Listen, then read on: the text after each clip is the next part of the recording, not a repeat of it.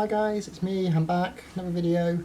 And this week, because it was Eurovision last weekend, so I'm going to talk about Eurovision and share my thoughts on this year's Vienna 2026. Ultimately, not impressed. Like, there were a few good acts. I enjoyed Austria's. I enjoyed Croatia's. I enjoyed Finland's. So there were a few that I enjoyed, but most of them just felt kind of flat. But let's take it in turn anyway. So to start off with, the opening act, it was nice to see JJ back with Wasted Love. I don't think the staging was as good as last year's version when he was actually a competing act. Didn't like JJ's outfit or makeup, as one of my friends described it, because I did watch it with a few friends. It was like discarded Ferrero Rocher wrapper. So, I don't think the staging or the costume quite worked for JJ this year for the opening act. But it was great to see him back, and it's great to hear Wasted Love. I still think JJ has an amazing voice, but it just didn't reach that same level as his performance last year for me. So that was the opening act. It's also nice to have Graham Norton still with us doing the hosting. I loved Graham Norton's commentary.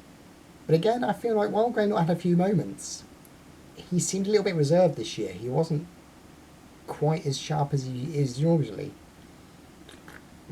I'm not sure why that is, but maybe it's just me getting older. But yeah, he just did seem to be a bit more reserved. And then, first proper act of the night, Denmark. Didn't really set the atmosphere for me, really.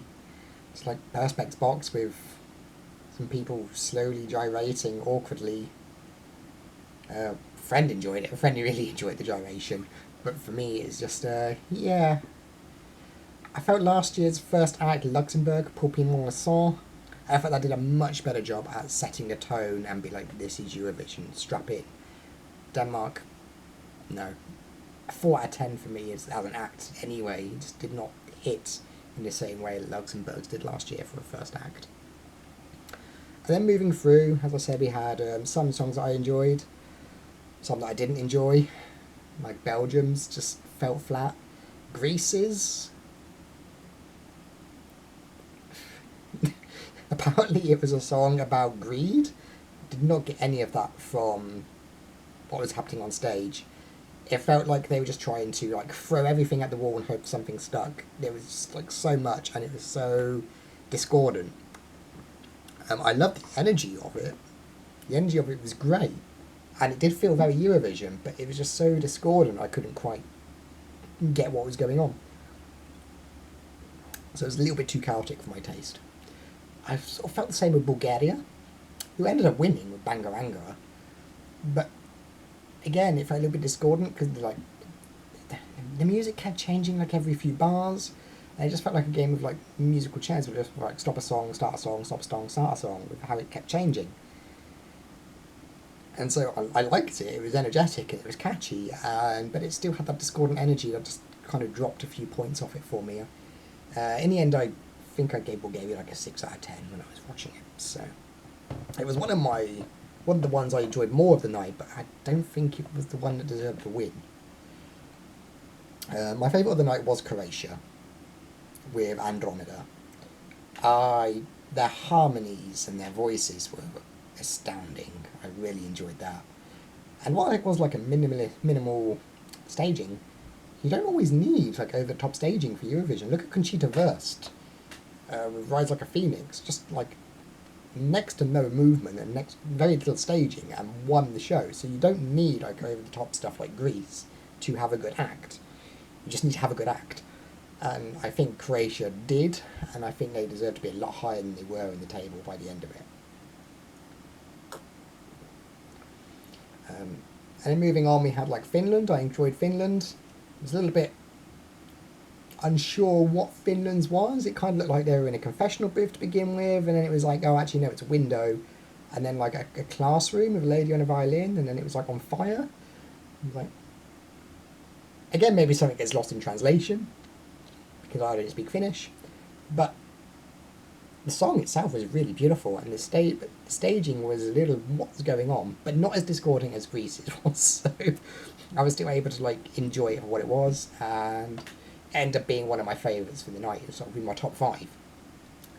Croatia was my top one, Austria and Finland were in my top five.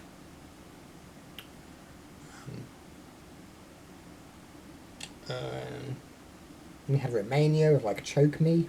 My friends enjoyed that one. Again, that was one of my. I think I get that a 6 out of 10, maybe 7 out of 10. That was one of towards the top end of my night. And we had our traditional rock one. We had that in there. It's not Eurovision if you don't have a good rock act. And then there was like Silver Surfer. I think it was Lithuania's act. It's like Silver Surfer. I didn't get what was going on with that at all. So yeah, a lot of it was just quite confusing this year, and I don't think a lot of it landed the way it was intended to land. So ultimately there was a lot of like misses for me this year, but there were a few hits regardless. So now we come on to the voting. The public vote this year was very surprising. Like, it was a very weird public vote this year. There were quite a few who got 0 points from the public vote. Like, obviously the UK didn't get anything from the public vote. It's been like 3 years now since the UK got anything from the public vote. But it wasn't just the UK. There were like, I think it was 3 or 4 others who also didn't get anything from the public vote. Bulgaria got like 300 plus points in the public vote and ended up winning. They also were top from the jury vote, so they won twice there. But Israel also got a lot from the public vote, and it looked like they were going to win until they announced Bulgaria's points in the public vote. So Israel ended up being second, and that was quite a surprise, given the controversy that has been around Israel being in Eurovision. And I'm not going to talk on my opinion on that, because I am not educated enough on the matter to say whether I can agree or not. But I can understand why some people might be disagreeing with Israel being there, because if Russia were banned for the invasion of Ukraine, why are they not banning Israel for similar reasons? So I can kind of understand why people might be saying it's like double standards, unfair and all that, but I'm not going to comment my opinion because I'm not educated enough on that matter. But yeah, there has been controversy about Israel being in there.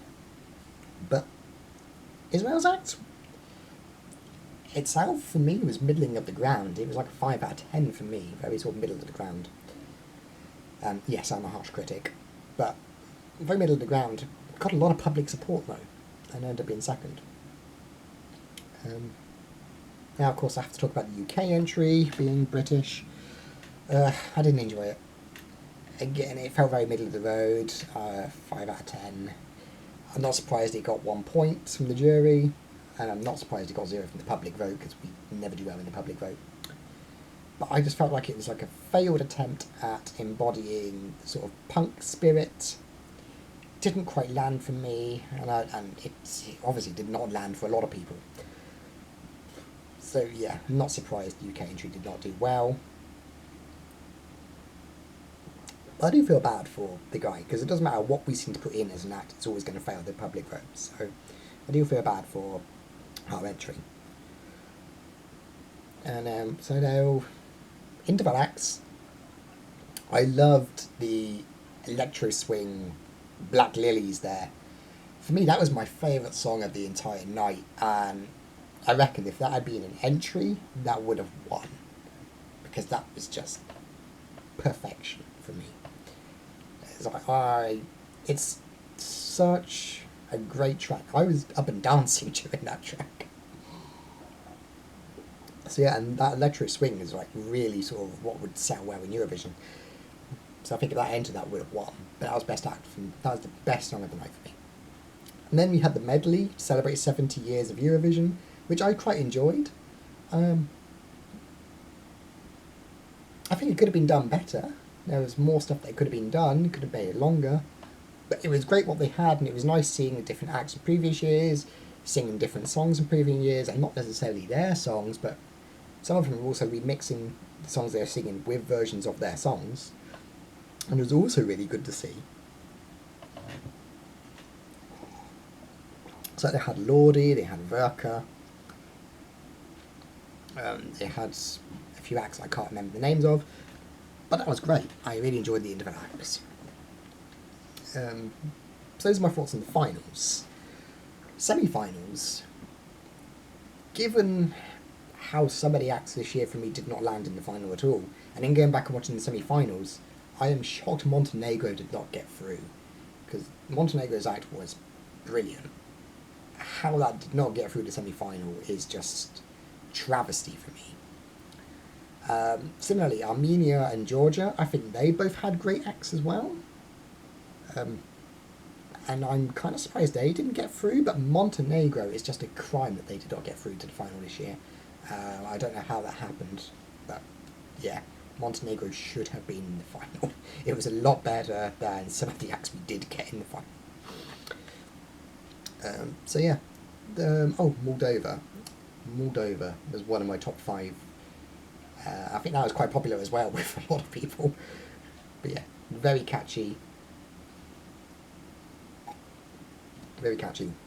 Moldova is on duty. So yeah, that was a very popular song. I have seen some controversy on the internet since.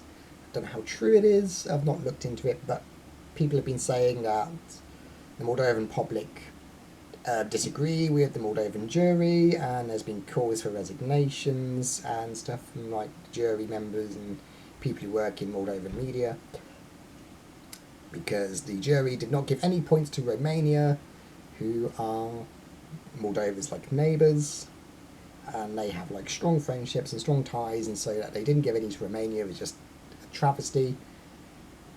But that kind of just reinforces what a lot of people say. It's like, it's not Eurovision Song Contest, it's Eurovision Popularity Contest. Which, and you know, I can kind of agree, it's a song contest. You should be voting for the songs which you think are the best, not voting for your neighbours or your friends.